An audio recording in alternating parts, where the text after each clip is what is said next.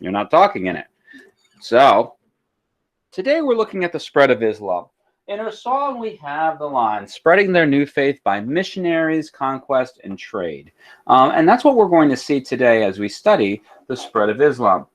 Now, to get to the spread of Islam, we actually have to start with the death of Muhammad. I know, Muhammad, we barely knew you, and we're already killing you off. Well, that just was, I need to not have it be like this, because now all of my screens have become one.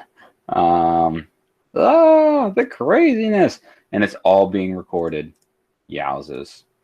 All right, now we're good. Now I can see the two students that are kind enough to show me their faces. Spread of Islam. So like I said, we're starting with the death of Muhammad. Poor Muhammad, he dies. He dies 632 CE, and we don't exactly know why. We don't have any intrigue like we do with some other famous people, like when Alexander the Great just died randomly. We're like, well, maybe he was poisoned. Maybe he drank too much alcohol and then died that way. Maybe he had this disease. One book a magazine was saying the article that they actually think that Alexander the Great wasn't even dead. He had a disease that made him like paralyzed, and like he literally got mummified while being alive, the poor guy. I hope that article is wrong, because yowzers, wouldn't that be horrific?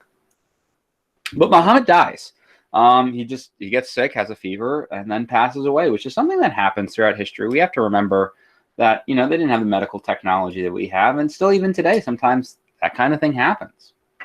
Now, there is the normal mourning time for when someone passes away, but as soon as it was socially acceptable, everyone started then arguing and fighting on who should be the next boss. Because unfortunately, it'd be unfortunate. Muhammad wasn't planning on dying, and he didn't go and say, hey, Joel, you're going to be the next boss, okay? That didn't happen.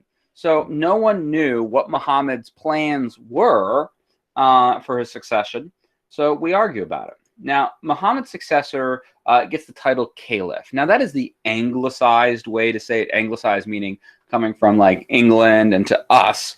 But if you're someone who speaks Arabic, it probably sounds more like Caliph, which does sound way cooler. But I'm going to stick with the boring anglicized way because, I talk like a fool. Anyways, the first four caliphs are going to be close to Muhammad. We have Muhammad's father-in-law, Muhammad's buddy, and his son-in-law are going to be three of the caliphs. Now, a lot of people wanted Muhammad's son-in-law to be the first caliph, Ali. And we're going to see later on tomorrow that this is going to wind up having some ramifications and eventually cause a split in Islam. Their capital, ironically, was not in Mecca, but it was in Medina, which once again we see the problems of how many Arabic words are spelled differently depending on your source, where we have Medina, me, and Medina, ma. This is the more correct term. I like this one better. Now, although these first four caliphs were different, they all had the same idea that they wanted to spread Muhammad's message of Islam to everyone that they possibly could. Now, we're not going to get into too many details about the first four caliphs. In your text, you're going to see a brief summary about them. But after they are gone, we're going to have a group called the Umayyads going and ruling our new founded Muslim empire. Now, because this empire is going to start containing more than just Arabs, it's going to have people in Egypt, it's going to have people from Persia, it's going to have Uzbeks, it's going to have it brushing up against modern-day Turkey. The Islamic Empire is going to spread around a lot. It's going to wind up eventually getting to Spain. It's going to be in Timbuktu in Africa. It's going to cover all of North Africa, go to Afghanistan, India. I mean, they picked Damascus because it's in the middle.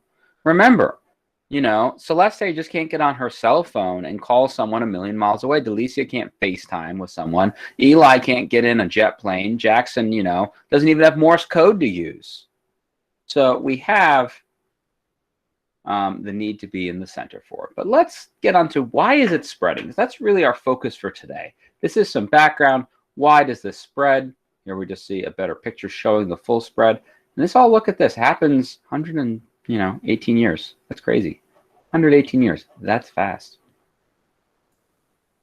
So why successful? Because first off, the Arabs were really, really good at fighting. We talked about this with when we talked about how Muhammad unified the Arabs.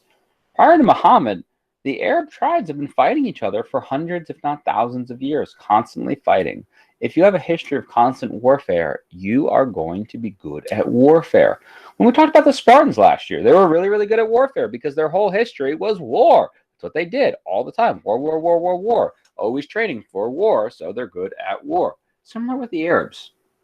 Really great on horseback, so they were mounted. They were excellent with the sword, so they were able to be very victorious. They also were extremely motivated. They're inspired by their faith to go spread their message. And, not only so they have a good reason to be fighting, if they wound up falling in battle, they believe because they were dying to spread their faith, that they would instantly go to paradise. So they would have heaven for all eternity. So really, they're doing battle, which they're good at. They're fighting for something they believe in. And if they die, they believe that they're going to have paradise for their efforts. And we have to juxtapose this against who they're fighting against. They're going to primarily be taking territory from our Byzantine Empire and our Sassanid Empire. Now, we unfortunately didn't get to talk about the Sassanids, but they were essentially our Persian Empire that we talked about a long time ago. They're just the next iteration of that.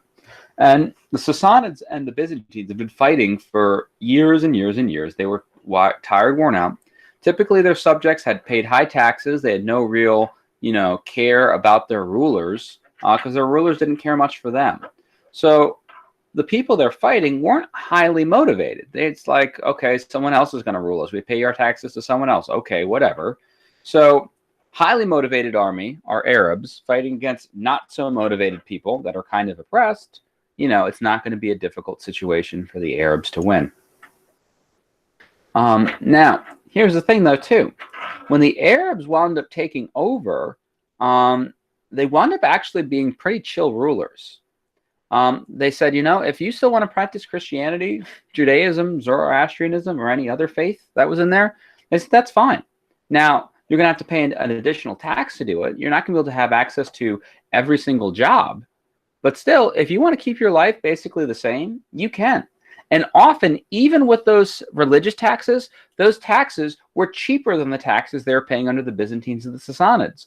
So many people saw Muslims as liberators.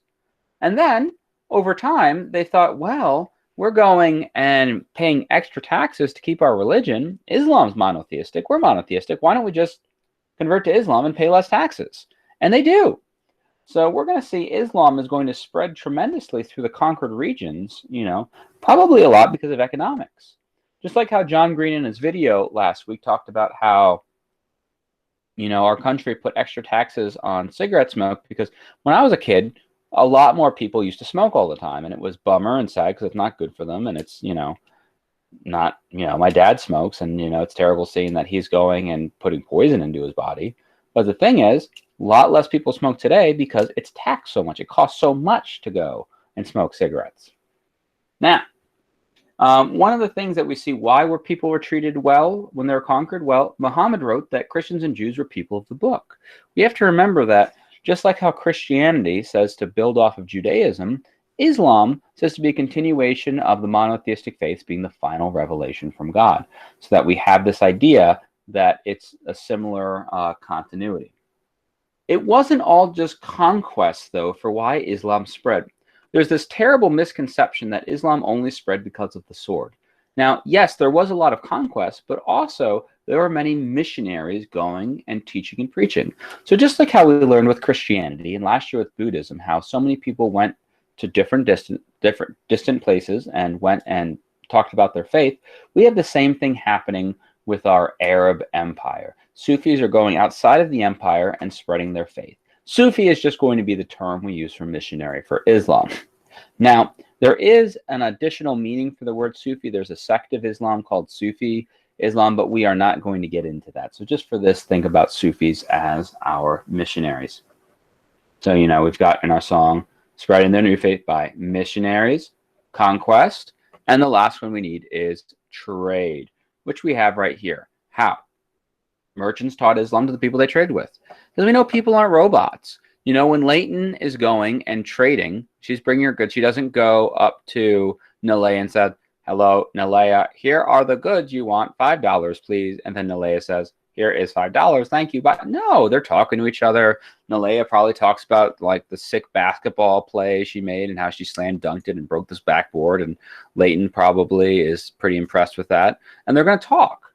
And eventually, one of the things that gets talked about often is faith. And that's how one of the ways it spreads.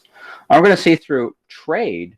We're going to have all the way from Indonesia and Southeast Asia to Timbuktu going and having Islam being spread. Timbuktu is in West Africa, by the way. So it's we're going to talk about that in 2 units, which is going to be great. So here we see spreading their new faith by missionaries, conquest, and trade. So that is going to be our notes for the day. I'm going to stop recording. Are there any questions that